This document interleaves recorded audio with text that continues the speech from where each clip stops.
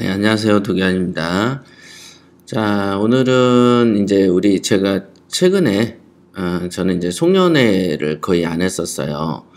그러나 이제 금년에 이제 그 소금쟁이죠? 소금쟁이 모임에서, 이거에 대해서 우리 충전 씨가 한번 그 방송을 해주면 안 되냐라고 얘기하더라고요. 여러분들도 다 아시는 이제 제천 그 건물 화재죠? 스포츠센터에서 발생한 대형 화재 이렇게 되어 있습니다. 이 화재를 경험한 입장에서 우리 소금쟁이 밴드에도 보면은 자기들이 이제 가지고 있는 건물들에 대한 여러 가지 고민들 이런 것들에 대한 것들을 생각을 많이 하고 서로 문답이 왔다 갔다 하는 것을 저도 봤거든요. 그러나 이번에 이제 그 행사에서 송년회에서 잠깐 만났는데 이제 식사하면서 이 화재 자기들도 건물을 앞으로 계속 어떤 걸 살 건데 이런 화재가 나서 경매로 건물을 산 사람이 불과 2, 3개월 만에 이제 그 감옥까지 가는 형사처벌까지 받게 되고 투자했던 자금들이 이렇게 불나서 사라져 버린다. 이런 거에 대해서 어떤 그 이제 사망자들에 대한 어떤 애도하는 마음도 당연히 있죠. 그러면서도 요걸 우리가 경매 투자해서 어떤 식으로 받아들여야 될지 요거에 대해서 이제 한번 강의를 해달라라고 얘기를 하더라고요. 우선은 그렇습니다. 그러니까 이게 이렇게 불이 나는 거를 참 보면은 인간의 어떤 실수죠, 사실은.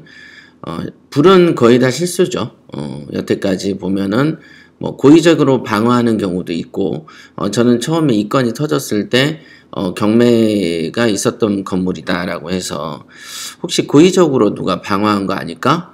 라고 하면서 그 관점에서 이 소식을 여러 번 지켜봤는데, 최근 들어서는 이제 그 소방관 얘기, 그 다음에 이제 소방시설을 점검해 관한 얘기, 이런 것들은 제가 수도 없는 기사에서 봤습니다만은, 어떤 기사에서도 요거에 대한 방화의 그 발화의 원인이 뭐냐에 대해서는 다루는 기사가 없고 다루는 방송도 없는 걸 보고 왜 이런 것을 다루지 않을까라는 의구심이 좀 있었는데 오늘에서야 이제 어떤 기사들 보니까 피로티 구조다 보니까 천장이 이렇게 좀 냉하잖아요. 그래서 천장 배관인 경우가 있어서 그 배관을 녹이는 그날도 그 고드름이 있어가지고 고드름을 떼어내는 어떤 작업을 했었고 그리고 오늘 나온 기사에가 356개 그 스크린 쿨러구나.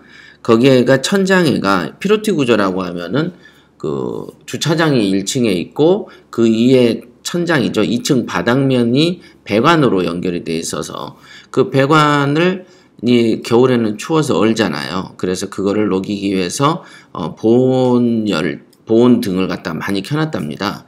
그런데 이 보온등 같은 경우는 사실 열이 되게 많이 나거든요. 그래서 자칫 잘못하면 노후된 배선으로 인해서 불이 날 수가 있는 요소가 있긴 있습니다.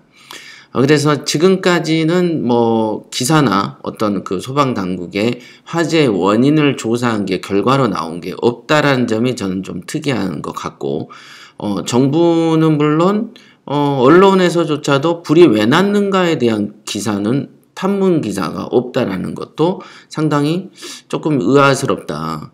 그러니까 원래 불이 왜 났는지 그래서 방화냐 실화냐에 대해서 탐구가 있어야 되는데 그런 거에 대한 기사가 정말 극히 없습니다. 제 이 방송 듣고 여러분들도 한번 찾아보세요. 그래서 왜 그럴까 이 생각도 좀 했었고요.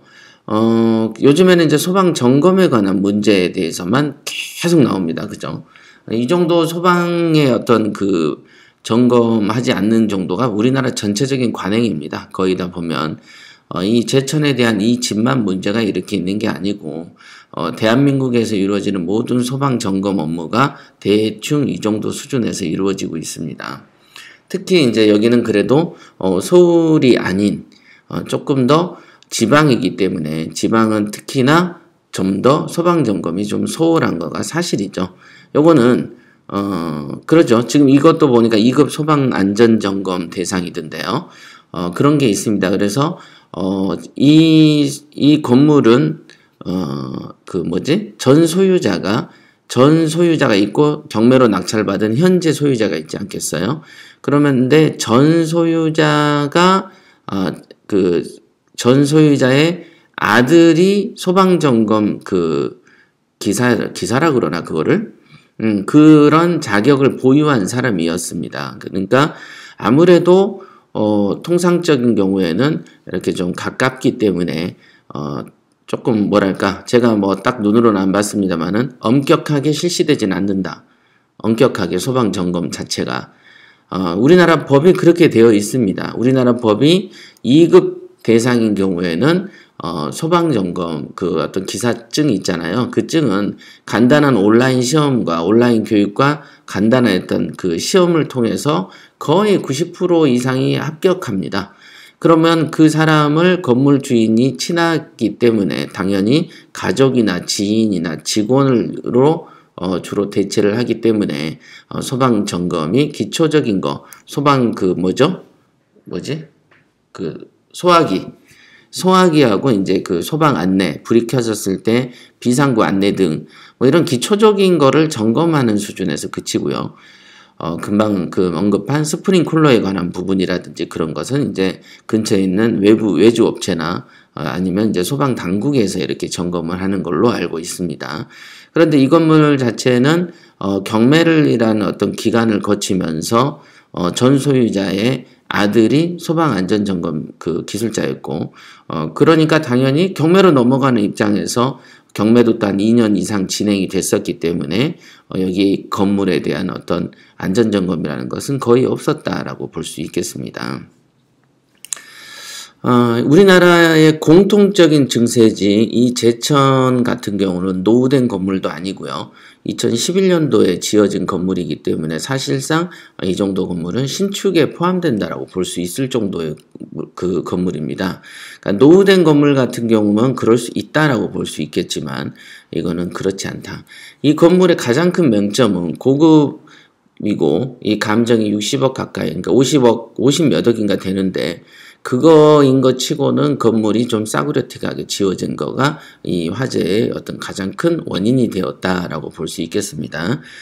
이 경우에 보면은 한번 차근히 한번 설명을 해 드릴게요.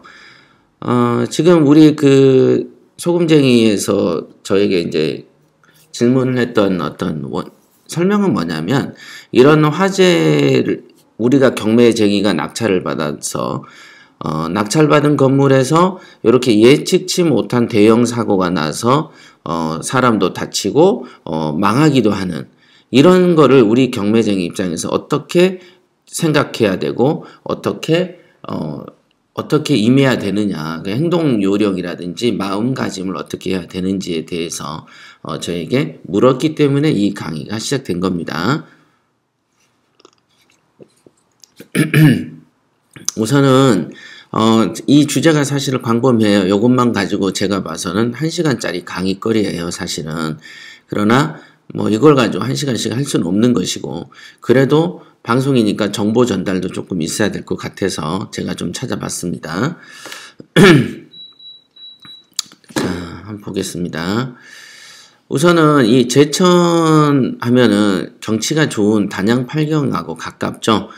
제천 옆에가 단양이 있고 그래서 여기가 단양 팔경하고 가깝습니다. 청풍면이 있죠.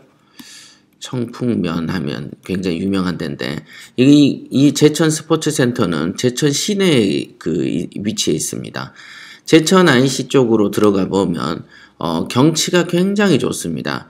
그 다음에 제가 이렇게 제천 청풍면에 땅을 갖고 있다가 팔아본 적이 있는데 그 당시에 제천 IC를 통과하면은 굉장히 좋은 카페들도 많고 경치가 아주 좋습니다. 그리고 이제 벚꽃놀이 하죠. 벚꽃놀이 할 때 그 내년이죠. 벚꽃놀이 할 때 벚이 지으신가? 벚꽃놀이 할 때 이 제천 IC를 나가서는 굉장히 그 경치가 좋아요. 특히 경치가. 그래서 저는 제천에 대한 어떤 좋은 기억이 있었는데 이번에 제천 화재로 인해서 참 안타깝다 이런 생각도 좀 하게 되었습니다. 제가 볼 때는 이 제천 이 건물의 소방 점검 및 소방의 실태 이런 거는 이 집의 문제가 아니고 대한민국 거의 전역에 관한 문제다. 그러니까 이거를 정치인들이 와가지고 어쩌니 저쩌니 떠들어도 그들은 사진만 찍으러 다니는 사람들이 불과한 것이다 라고 보면 됩니다. 바로 오늘 저녁에 집에 돌아가서 바로 이 제천 화재에 대해서 별 생각이 없이 지낼 것들이란 게 아니고 지낼 사람들이다 라고 보시면 됩니다.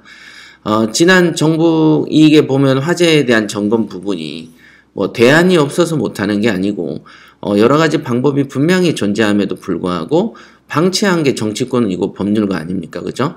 의회에서 하는 짓이 맨날 법을 만드는 것인데 집행을 하는 경찰이나 기타 등등은 그래도 제 역할을 합니다. 가장 우리나라에서 가장 심한 농땡이를 치는 데가 의회죠. 국회. 돈만 까먹는 애들이 모여 있는 곳이다 라고 보시면 되겠습니다. 오늘 안 그래도 그 제천시 국회의원이 사진 찍으러 그 사진 촬영도 금지되어 있고 입장이 금지된 곳까지 들어가서 기어이 사진을 찍었던 국회의원이 오늘 한 이슈던데요. 그 사람이 제천시 국회의원입니다. 내년에 다음 선거에도 또 붙을지도 모르죠. 자, 여기 보시면은 가장 이슈가 되는 건 결국은 드라이비트가 원인이다라고 볼 수 있겠습니다. 저는 일단 첫 번째 그 화재의 원인에 대한 기사가 없다. 요거는 조금 염두에 둘 만하다. 이렇게 볼 수 있겠고 저는 이제 초기에는 방화인가라고 생각을 했다가 방화인가 했다가 이제 이 사건을 들여다보니까 방화가 아니겠구나라는 생각을 했습니다. 그러니까 혹시 이제 돈으로 인한 불만이 혹시 이곳에 있었을까에 대한 생각도 했었거든요. 그러나 유치권을 신고한 사람의 어떤 내용하고 낙찰받은 사람의 연관성을 이렇게 들여다보니까 이거는 뭐 돈으로 인한 어떤 방화 문제는 아닐 수도 있겠다라는 생각도 살짝 듭니다만은 또 이따 좀 제가 설명을 드릴게요. 우선 드라이비트는 이렇게 미국의 드라이비트사가 개발한 그 단열공법이라고 하는데요. 미국에. 이게 뭐냐면 보통 우리가 이렇게 세면으로 이렇게 집을 짓잖아요. 그러면 이게 내벽입니다. 내벽. 안에 있다 그래서 내벽. 그 다음에 외벽이 있습니다. 외벽이 있죠. 내벽과 외벽 사이에 집어넣는 게 뭐냐면 단열재입니다. 단열재. 그죠? 그래서 우선 내벽이 있고 그 밖에다가 단열재를 붙이고 그 밖에다가 여러분들이 아는 이제 대리석을 마감한다든가 뭐 그런 거 있죠? 벽돌조 마감을 한다든가 기타 등등의 대리석과 벽돌조의 외벽 마감을 하는데 이 외벽 마감을 하는 돈이 사실은 굉장히 돈이 많이 듭니다. 그래서 드라이비트사에서 개발한 드라이비트는 어떤 거냐면 단열재이면서 약간 이 단열재 끝 외벽 마감재처럼 디자인이 되어 있는 거예요. 그러다 보니까 기존에 들어가는 대리석과 벽돌조의 어떤 그 마감재 있죠? 외부 마감재. 요거를 안 해도 그냥 내벽에다가 옆에다가 바로 단열재 밑 해가지고 붙여버리는 거예요. 그러니까 공사 비용이 엄청나게 축소가 되는 거죠. 절감이 되는 거예요. 그래서 이 드라이비트를 밖에다가 마감을 해버리면 건축비 자체가 이제 줄기 때문에 주로 서민주택에 많이 사용합니다. 서민주택에 이제 주로 많이 사용을 하고 이렇게 단층 주택 중에서 조금 그 못 사는 동네 가가지고 이렇게 좀 개발이 안 되는 데 가보면 통상적으로 드라이비트 마감을 좀 많이 하죠. 그래서 이런 부분이 굉장히 이제 화재에 취약하고 드라이비트는 불이 나면은 이 매연이 그 독가스가 장난이 아니랍니다. 그러니까 이런 거는 사실은 옛날에서나 쓰는 공법이지 요즘에는 하면 안 되는 공법이죠. 안 그래도 먹는 거에서부터 웰빙 하는 판국이죠. 웰빙 붐이 언제부터 났습니까? 굉장히 오래되지 않았습니까? 먹는 거에 대한 웰빙이 붐이 일었음에도 불구하고 거주하는 이 주거 문화에서 드라이비트를 아직도 쓴다는 것은 굉장히 좋지 않은 거죠. 이런 걸 법으로 막아야 되는 거고 이 법으로 막는 행위를 누가 하냐면 국회에서 해야 되는 것인데도 이거를 언제 풀었냐면은 이명박 정권 때 풀었죠. 이명박 정부가 들어오면서 제일 먼저 했던 게 비즈니스 프렌들리다 그래서 사업하는 사람들의 편의를 최대한 많이 봐줬습니다. 최대한. 그러면서 나름 규제를 완화한다고 막 그랬었던 거 기억나시나요? 여러분들이 많은 수가 이명박을 뽑았지 않습니까? 그죠? 지금 현재 그 어떤 여러분들이 선출한 정권과 선출한 대통령으로 인해서 이런 규제가 100% 완화됐고, 이 규제의 완화에 의해서 의정부 화재가 2015년에 났죠. 2015년에 의정부 화재가 났습니다. 아시죠? 의정부 역사 주변에서 불이 나가지고 어마어마하게 타버렸던 거 기억나시죠? 그때도 외벽이 드라이비트였습니다. 드라이비트. 이때도 1층에 피로티였고 여기에 오토바이에서 화재가 나가지고 이 건물 전체를 태워버렸던 적이 있고, 이때 사망사고가 굉장히 많이 났죠. 제가 이렇게 한번 봤는데 의정부 화재가 어디냐, 이거는 그죠? 이건 대형각 화재네요. 제가 이제 여러분에게 보여드리려고. 자, 보시죠. 이거는 이제 의정부 화재가 아니고 대형각 화재에 관한 건데요. 어찌됐든 의정부 참사, 의정부 화재 2015년이죠. 그 다음에 또 무슨 화재가 있습니까? 지금 제천 화재 2017년. 요 두 곳이 전부 다 핵심은 뭐냐면 드라이비트였다는 거죠. 이 드라이비트를 허용하면 안 되는 거죠. 의정부 화재가 난 2015년부터라도 뭐라고 제재를 했어야 되는데, 이미 또 이 법이 바뀐 게 2000 몇 년이라고 하던데, 근데 이 제천 화재, 제천 건물은 2011년에 건축이 됐기 때문에 또 이게 규제의 대상이 아닌 거예요. 지금 이미 지어진 건물들한테 드라이비트를 뜯어내고 다시 하라라고 강요할 만한 어떤 법을 만들 수가 없거든요. 그러니까 이런 어떤 법과 제도를 만들 때는 우리가 흔히 말하는 싼마이라고 하죠. 싸게 지어서 해먹으려고 하는 방식은 대단히 위험한 방식이고, 이게 바로 이제 그 건설 쪽 부분에서 일한 사람을 정치 쪽에 정치인으로 뽑은 것 자체가 문제가 있는 것입니다. 정치라는 것은 미래를 예견하는 능력이 있어야만 이런 정치인을 해야 되는 것인데, 한국은 대체적으로 탐욕스러운 순서대로 정치인이 되죠. 그죠? 그래서 이제 전문가여야만 하는 영역임에도 불구하고 대충 때려버리는 건설 쪽에 있는 사람을 대통령으로 뽑아놔서 오늘날 이런 화재의 연장선상에서 있는 것입니다. 자, 그래서 우리나라의 화재에 대해서 이 경매 물건을 우선 살펴보기 전에 여러 가지 주변 잡지식을 제가 먼저 설명을 드리는데요. 우리나라에서 대형 화재다 그러면 71년에 있는 대형각 호텔 화재, 이게 정말로 대단한 사건이었었어요. 읽어보겠습니다. 71년 오전 9시 50분 이렇게 났죠. 이 호텔이 22층인가 되는데 사망이 163명이고 부상이 63명입니다. 어마어마하죠? 이때가 이제 그 박정희 정권 때죠. 한번 보겠습니다. 그래서 보시면 어마어마하죠. 이 보면은 미 8군이 헬기 뭐 이렇게 군인까지 이렇게 투입이 돼서 10시간 동안 잡았다고 하네요. 이게 총 22층짜리인데 사다리가 그때 한 10층까지밖에 못 올라갔답니다. 그러니까 우리나라의 어떤 그 소방에 대한 어떤 시설이 열악할 때 굉장히 높은 건물을 지은 거죠. 이제 대형각 호텔이죠. 저도 이제 기사로만 접했고 어렸을 때도 그랬습니다만 71년도 화재면 제가 이제 2살 때죠. 보면 163명이 사망을 했고 이렇게 불이 많이 났었습니다. 여기 있네. 또 7층에 있던 한 종업원이 복도에서 매연 냄새를 맡고 객실에 사람을 깨워 옆 건물 옥상으로 피신시켜 50명이 또 구제가 됐었네요. 어마어마하죠. 이 많은 사람들이 불 구경하러 온 사람들이랍니다. 이 많은 사람들이. 그죠? 참, 그러니까 뭐 원숭이 보도 구경하러 왔다라고 봐야 될지 안타까워서 지켜봤는지는 알 수가 없죠. 설마 이 사람이 죽는데 그렇게 구경했을 리는 없잖아요. 그죠? 이게 이제 그 유명한 71년 대형각 호텔 화재입니다. 여러분들도 한번 알아놓으세요.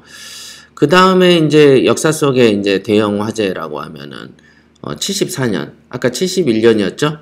71년에 대형각 호텔이 이제 불이 났고 74년에는 이제 청량리의 대왕코너 화재 사건.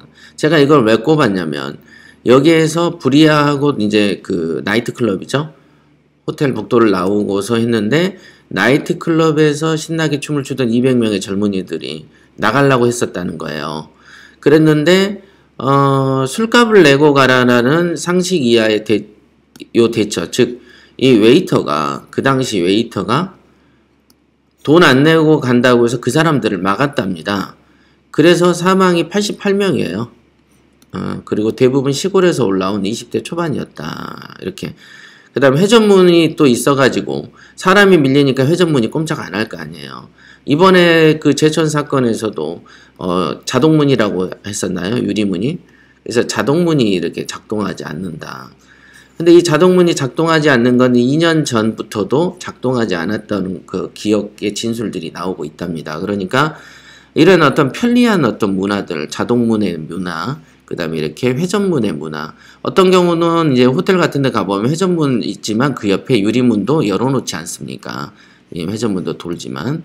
이런 것도 우리가 좀 생각을 해봐야 된다라고 생각을 합니다. 어떤 시설이 편하지만은 편한 대로 꼭 좋은 것만 아니더라. 이런 것도 생각해 봐야 되고. 71년에 대형각 호텔 화재, 74년에 대왕코너 화재에서 나이트클럽의 웨이터가 돈 내고 돈 안 내면 안 나간다, 못 나가 보낸다 이랬답니다. 그래서 사실은 이런 경우 이번에도 보면은 드라이브 제천 사건도 보면은 불과 한 6분, 7분 뭐 이런 사이에 그냥 불이 그냥 확 타버리지 않습니까? 그러니까 왜 소방관들이 일찍 출발하는지를 알겠더라고요. 저도 이제 불을 잘 모르지 않습니까? 그러니까 이렇게 불이 나서 난리칠 때 이렇게 감히 막을 수 있다라는 발상을 하는 이 웨이터도 대단하죠. 이 웨이터가 그때 사망했는지 살아있는지는 모르겠습니다만 이런 사람들로 인해서 굉장히 많은 죽은 사례가 되겠습니다. 그러니까 우리 세월호 때도 보면은 계속 그 자리에서 지키라고 하면서 애들을 사망을 많이 이르게 했잖아요. 그러니까 이게 제가 늘 말씀드리지만은 우리가 흔히 말하는 속칭 윗대가리들이 멍청하면은 아랫사람들이 피곤합니다. 정말로 그런 거죠. 지금 여기 보면 런던 그랜펠 타워, 이게 보시죠. 43년 된 노후된 건물. 영국이 선거에서 확 바뀐 이유가 바로 이것 때문이었습니다. 그랜펠 타워, 여기가 이제 43년 된 임대 아파트랍니다. 그러니까 서민들이 사는 곳이고요. 이곳에도 싼 건축 자재를 사용했답니다. 여기죠? 값싼 자재를 사용을 했고, 또 여기에 보면은 수년 전부터 입주민이나 관리사로부터 안전과 화재에 취약하다는 경고를 받았지만 구청 당국에서 무시하고 개선 조치를 안 했답니다. 여기도 하여간 동서양을 막론하고 여기도 보면은 공직자들이 제일 문제다. 이렇게 보시면 되겠습니다. 수년 전에 입주자 대표가 아파트에 대형 참사가 일어날 수 있다고 수차례 경고를 했었다. 자, 항상 문제죠. 문제는 항상 어리석은 지도자한테 문제가 있다라고 보시면 됩니다. 제가 이 그랜펠 타워를 왜 기사를 스크립했냐면 요거 보시면 제자리에 가만히 앉아있으라는 안내방송도 역대 했답니다. 그랜펠 타워는 2012년 작년까지 그러니까 이 그랜펠 타워 사고 나기 바로 전해까지죠. 대규모 리모델링 공사를 했고 단열 효과를 위해서 콘크리트 몸체 외벽에 알루미늄 합성제를 부착했고 이 알루미늄 합성제 때문에 불길이 빠르게 확산됐다. 우리나라도 보면은 역시 그 단열재를 써야 되거든요. 단열재. 이 원래 고급으로 이렇게 지은 곳은요. 커튼도 단열로 합니다. 불이 잘 안 나요. 불연재를 사용하죠. 불연재. 우리 어디죠? 여기 지금 제 방에 있는 저런 문짝들도 거의 다 불연제로 많이 했습니다. 여러분들이 이제 건물에 있는 방화문들이 다 이제 그런 요소들인데, 불연제죠. 잘 안 타요. 아예 불을 이렇게 대도 한 몇 센치 타다가 그냥 꺼져버리고 뭐 이렇게 합니다. 그래서 이게 싼 맛에 자꾸 싼 거에 길들이면 절대 안 된다는 것이죠. 그러니까 우리나라도 이제 드디어 드라이비트 요거는 이제 몰아낼 때가 되지 않았나요? 우리가 흔히 하는 규제를 완화한다라는 것은 쓸모없는 규제를 완화한다라는 것이지 쓸데있는 규제를 없앤다는 뜻이 아닌데, 우리나라는 이게 항상 문제입니다. 이거는 어리석음의 결과고 과보가 된다라고 볼 수 있겠습니다. 뭐 이래저래 이 얘기만 해도 뭐 시간이 꽤 가죠? 그래서 제가 고민을 했어요. 이걸 몇 부작으로 해야 되나 하다가 그냥 어쨌든 한 번에 빨리 끝내는 게 좋겠다라고 생각을 했습니다. 자, 그럼 경매 물건에 대해서 한번 볼까요? 여기 보면은 그 노블 휘트니스 앤 스파라고 되어 있는데, 기자가 써놓은 거에 보니까 이 녹색 칠하는 데 보이시죠? 2011년에 건축법상 사용 승인 받지 않는 건물이라는 점이 기타 사항에 기재되어 있다. 그림에 증축이 되어 있고 설계 변경을 한 셈이다. 특히 최초에는 7층이었고 2012년에 8층, 13년에 9층을 증축했고, 즉 설계 변경을 한 셈이다. 뭐 이렇게 되어 있었어요. 저는 경매물건 사건을 보기 전까지는 언론에서 이렇게 기사가 나고 방송에서 설계 변경, 증축 막 이러니까 뭐 불법을 저지른 것처럼 이렇게 표현이 되어 있다는 거죠. 불법 증축 아닙니다. 위반 건축물 아닙니다. 그죠? 합법적으로 증축했고 위반 건축물이 아닙니다. 그러나 그 다음에 건축법상 사용 승인 받지 않는 건물이란 이것도 여러분들이 인식하는 안전과는 무관하다. 이거는 이 절차를 사용 승인 받기 전에 가압류에서 등기가 되었기 때문에 그랬던 것이고, 등기가 된 연후에 사용 승인을 받았습니다. 그래서 말소가 되어 있습니다. 그러니까 이 건물의 자체의 어떤 문제, 즉 불법 증축 이런 거 절대 아니라는 거 아셔야 될 것 같습니다. 그래서 이것도 또한 기자가 뭔가를 좀 설명하는 것을 좀 뉘앙스를 좀 잘못 전달하고 있다라고 볼 수 있겠습니다. 자, 그러면 이제 본격적으로 경매 물건을 한번 봐보도록 하겠습니다. 자, 제가 이제 교육용으로 쓰려고 이거에 대해서 추려놨고요. 한번 이걸 볼까요? 보면 제천시 하소동입니다. 그 다음에 52억이 21억 돼 있는 거죠. 반 정도 돼 있는 거고요. 토지는 240평이고 건물이 1190평이니까 엄청 큰 건물이죠. 지금 안산에 있는 스파레주가 750평이기 때문에 여기가 요거보다 한 400평 정도 더 큰 건물, 그러니까 상당히 큰 건물이라고 볼 수가 있겠습니다. 토지가 240평이니까 이 바닥 면적이 굉장히 넓은 건물이죠. 이 소유자 박장희 씨는 지금 이제 아까 다른 신문에 보니까 이 건물과 관련해서 돈을 짓고 많이 빌려 써서 어떤 일을 했는지 모르지만 현재 수감 중이라고 합니다. 어떤 이제 그 돈 문제 같습니다. 자, 이렇게 이제 나름 이제 큰 야심을 품고 집을 지었는 사례고요. 잘 지으려고 노력을 했겠죠. 그러나 어떤 이제 건물에 지금 요 부분이 있죠. 이 외벽을 이제 드라이비트로 했다라는 것이죠. 드라이비트로.